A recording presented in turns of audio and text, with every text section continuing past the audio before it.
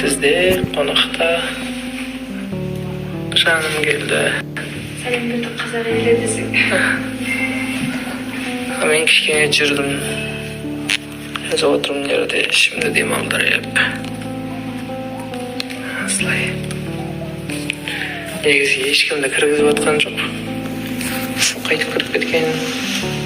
Мен кіріп кеттім. Мен қатты сұрандым. Сіздердің де күйеулеріңіз бар ғой, пожалуйста.